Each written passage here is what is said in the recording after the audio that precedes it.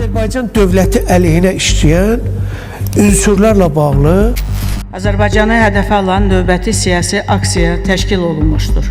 Qurum öz partnyorlarına qarşı qərəz nümayiş etdirir. Bakıda yenə anti-qərb küləkləri əsməkdədir. Bu günlərdə Avropa Parlamentində Azərbaycana qarşı qətnamələrin qəbulu küləyin gücünü bir qədər də artırıb. Belə ki, parlament Azərbaycan həbsxanalarında 400-ədək məhbusun siyasi motivlərlə həbs olunduğunu bəyan edib və bu həbsləri pisləyərək Azərbaycan hakimiyyətini onları azadlığa buraxmağa çağırıb. Qətnamənin ictimailəşməsindən sonra hakimiyyətin daimi tərəfdarı olan media qurumları oxşar mövqeləri təkrarlayaraq ictimaiyyətə yönəldici bir söz küləyi yaratdılar. Erməni lobbisinin bu qurumla əməkdaşlığını və kobud desəm yedizdirdiyi deputatlarını nəzərə alsaq, onda Avropa Parlamentinin Azərbaycan əleyhinə fəaliyyətini başa düşmək çətin deyil. Avropa Parlamentinin Azərbaycana qarşı qətnaməsini qərəzli, siyasi sifariş və ikili standart kimi qiymətləndirir, qurumun sülh prosesinə müdaxilə etdiyini vurğulayır. Baxmayaraq ki, qətnamə Azərbaycanda tənqidçilərin fərqli ittihamlarla həbsini pisləyirdi, sülh prosesi ilə bağlı deyildi. Amma sanki deputatlar eyni vərəqdəki ifadələri təkrarlayırdı. Avropa İttifaqının çəkdiyi ayrıcı xətlər, radikal liberal dairələr, sülh gündəliyinə zidd fəaliyyət, islamofobiya, türkofobiya. Onları tribuna verən medialar yalnız hakimiyyətin ritorikasını təkrarlayanları danışdırır və bu yolla balans prinsiplərini pozaraq hakimiyyətin maraqlarına xidmət edən kommunikasiya strategiyasını təqdim edir. Bəs anti-qərb ritorikası nədir və ictimaiyyətə nə kimi məlumatlar ötürülür? Bunun üçün öncə qərbin nə olduğunu anlamaq vacibdir.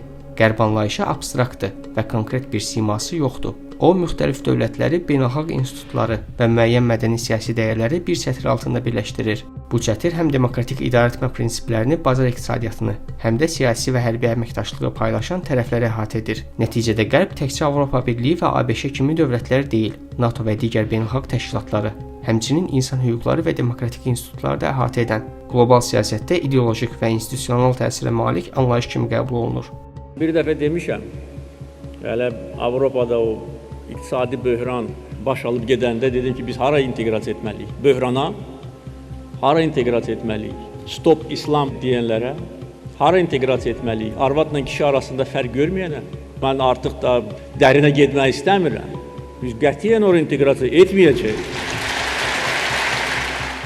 Son 10 ildə Azərbaycan hakimiyyəti qərb müdaxiləsi narrativini sistemli şəkildə qəbul edərək öz siyasi kommunikasiya strategiyasının mərkəzi elementi kimi formalaşdırıb. 2014-cü ildə prezident aparatının o vaxtki rəhbəri, hazırda dövlətə xəyanətdə ittiham edilən Ramiz Mehdiyevin imzası ilə dərc olunan məqalədə Qərbi, özəlliklə Birləşmiş Ştatları, ikili standartlarda rəngli inqilablar hazırlamaqda, 5-ci kolon yaratmaqda ittiham edirdi. Bu yanaşma həm də o illərdə Azərbaycanda hakimiyyətin tənqidçilərini müxtəlif ittihamlarda həbs etməsinə imkan yaratdı, həm də mediada Qərbə qarşı oxşar narrativlərin sistemli şəkildə yayılmasına şərait yaratdı. Azərbaycanda anti-qərb ritorikası əsasən prezident administrasiyasında hazırlanan tezislər əsasında formalaşdırılır. Bu tezislər hökumətin nəzarətində olan media qurumlarına ötürülür və kütləvi şəkildə yayılır. Məqsəd isə bəllidir. Hökumətin istədiyi budur ki, əhalinin diqqəti baş verən hadisələrin faktoloji tərəfindən yayındırılsın və cəmiyyətdə hadisələr haqqında yanlış ictimai rəy formalaşdırılsın.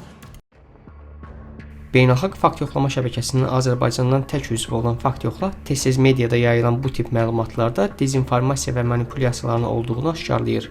Dezinformasiya qəsdən yayılan yanlış məlumatdır. Manipulyasiya isə insanların düşüncə və davranışlarını öz maraqları istiqamətində təsir etmək üçün məlumat və emosiyalardan istifadə üsuludur.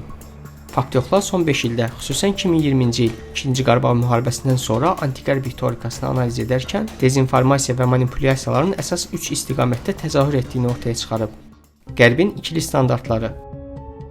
Bu çərçivədə Qərbin Azərbaycana yalnız tənqidlə yanaşdığı, regiondakı digər ölkələrə isə daha yumşaq və ədalətli davrandığı iddia olunur. Bu arqument çox vaxt real siyasi müzakirədən çıxarılıb emosional müstəviyə keçirilir. Ermənistanla müqayisələr aparılır.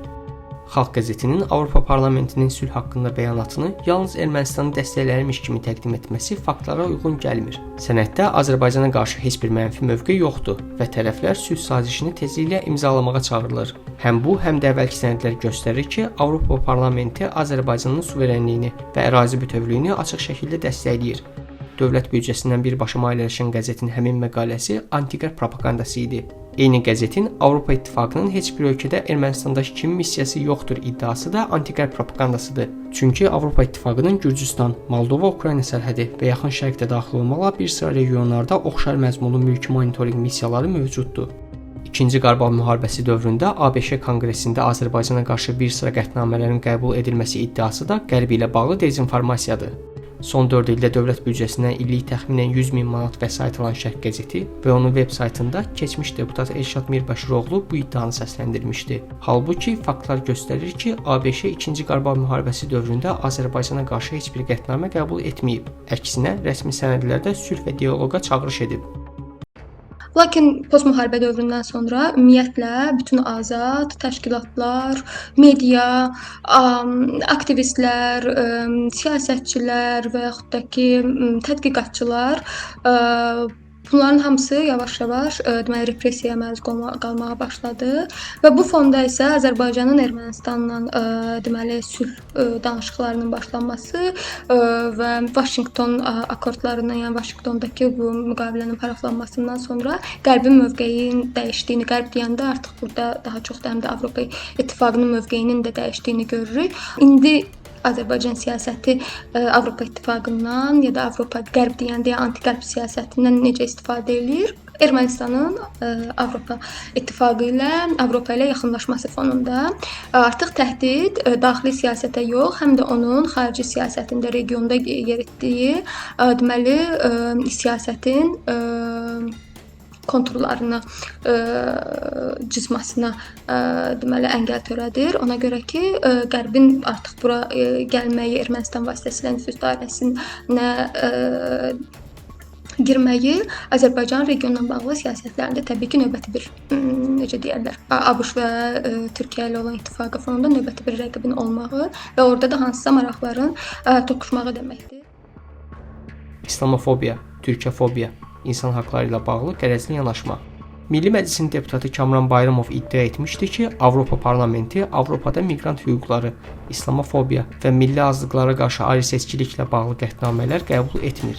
Lakin fakt yoxla göstərir ki, Avropa Parlamenti bu məsələlər üzrə mütəmadi olaraq onlarla qətnamə qəbul edib və üzv dövlətləri ayrı-seçkiliyə qarşı tədbir görməyə çağırıb. Beləliklə, deputatın iddiası yanlışdır. Dövlətdən illik 96.000 manat civarında vəsait alan Yeni Azərbaycan qəzeti Avropada müsəlmanlara qarşı təqib və hökumət dəstəyi ilə həyata keçirilən hərəkətlərin tendensiya yaratdığını iddia etsə də, mövcud faktlar bu iddiaları təsdiqləmir. Avropa ölkələrində müsəlmanlar cəmiyyətin ayrılmaz hissəsi kimi yaşayır. Nifrət cinayətlərinə qarşı sərt qanunvericilik və hüquqi müdafiə mexanizmləri mövcuddur. Eləcə də yüksək səviyyəli liderlər açıq şəkildə İslamofobiyanı qınayırlar. Beləliklə, İlham Əliyevin sədri olduğu hakim partiyanın qəzetindəki iddialar əsassızdır və fakt yoxla ortaya qoydu ki, bu anti-qərb ritorikasının bir nümunəsidir. Bu təbliğatdan həm də Azərbaycan vətəndaşları əziyyət çəkir. Bu tipli təbliğatlar əsasən ritorika Azərbaycanda yaşayan həssas qruplara zərər verir. Xatırlayırsınızsa, prezident bir dəfə Gənclər Forumunda bildirmişdi ki, Azərbaycan, yəni onlar heç vaxt qadınla kişinin bərabər tutulduğu Avropaya inteqrasiya etməyəcəklər. Bu tipli bir ultimatum sayağı bir açıqlama vermişdi. Hansı ki, Azərbaycanın konstitusiyasında və qanunlarında qadın və kişinin hüquqlarının bərabər olduğu vurğulanır. Hətta prezidentin 2006-cı ildə özünün imzaladığı gender bərabərliyinin təmin olunması haqqında qanunda belə deyilir ki, gender diskriminasiyasına yol vermək qadağandır. Bundan sonra və bu açıqlamadan sonra həm də Azərbaycanda məişət zorakılıqlarının sayı artıb qadınlara qarşı və nəinki zorakılıq, hətta ölüm sayılarının da artdığı müşahidə olunur. Azərbaycana bağlı olmayan, amma qərbi pisləyən yazılar.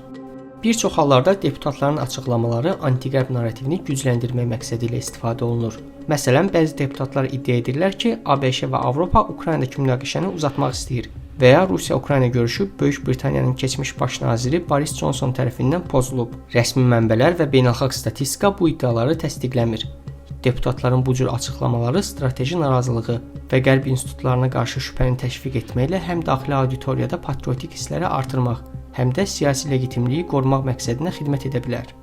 İkinci Qarabağ müharibəsindən sonra Azərbaycanın anti-qərb ritorikası güclənməyə başlamışdı və bu müharibədən sonra xüsusilə də Fransanın Ermənistanla münasibətinə görə Fransa hədəf götürülmüşdü.